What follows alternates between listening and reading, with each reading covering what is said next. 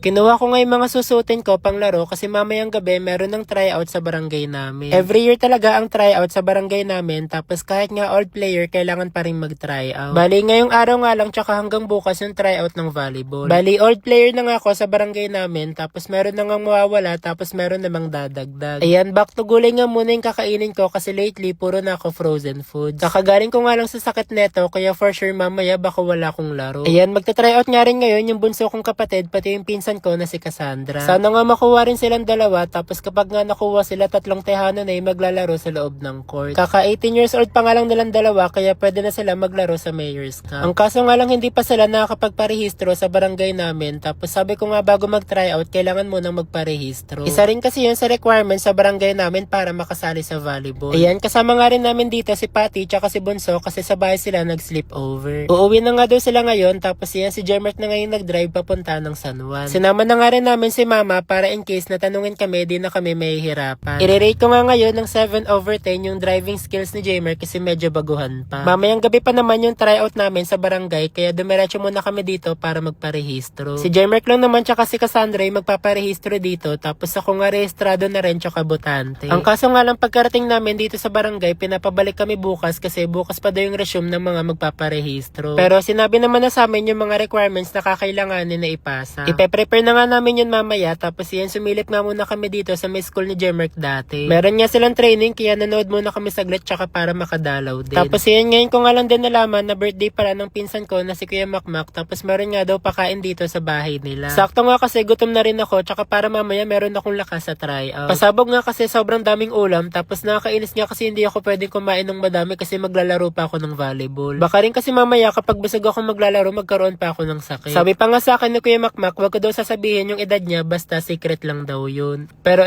congrats ko lang siya kasi nasa 30 plus years old na siya. Tapos mga 7:30 nga dumiretso na ako dito sa may court kasi 8 PM yung start ng tryout. Bali 2 oras lang naman yung tryout namin, tapos meron lang siyang scrimmage. If ever nga na makuha kaming tatlo dito sa barangay, back to training na talaga, tapos yung training nga dito thrice a week. Ayan, sobrang pasabog nga tong court ng barangay namin kasi sobrang daming aircon pero hindi ko pa na-experience malamigan. Pero sobrang pasabog siya kasi sobrang dami talagang aircon, tapos kapag nga umuulan dito hindi talaga napapasukan ng tubig. Ayan, Diyos ko, ito nga yung kapatid ko, 18 years old pa lang pero sira na yung braso. Ewan ko ba sa kanya, idol niya siguro ako kasi mahilig din ako mag-cross court kaya nasisira yung braso. Tapos ito nga si Cassandra, pasabog tsaka sobrang pakilig siya dito para makuha sa tryout. Bali mga 10:30 nga natapos na rin yung tryout namin, tapos bukas nga daw i-announce yung mga nakuha. Ayan, ito nga yung mga kasama ko, halatang mga pagod na, tapos ako na ngayon nag-drive kasi si J-Mark medyo pagod na rin. Medyo masakit daw kasi yung braso niya, tapos dito nga kami sa Pasay ngayon uuwi. Pagkarating nga namin dito sa may parkingan, naghintay lang ako ng 1 minute bago mag 12:00. Kapag kasi 11:59 ako nagpark, pasok siya sa overnight fee, tapos 300 kagad yung babayaran. Tapos kapag 12:00 naman ng madaling araw ako pumasok, 50 pesos na lang yung babayaran kasi ibang araw na siya. Ayan, 50 nga lang yung binayaran ko kasi 12:00 na ako pumasok, tapos pwede nga ako dito hanggang 11:59 PM. 50 nga whole day na kaya nakatipid pa ako sa parking, tapos safe pa yung lugar. Ito nga lang yung lugar na medyo mura yung parkingan, tapos maglalakad na lang kami papunta ng condo. Ayan, wala namang pinagbago, lagi pa rin kami bumibili dito sa Pick Up Coffee para habang naglalakad meron kaming iniinom. Lahat nga kami neto medyo inaantok na rin, tapos bukas meron pang panibagong tryout. Kaso nga lang wala na kaming susuotin kasi lahat labahan na, kaya pagkarating namin dito sa condo, naglaba kagad kami para bukas merong masusuot.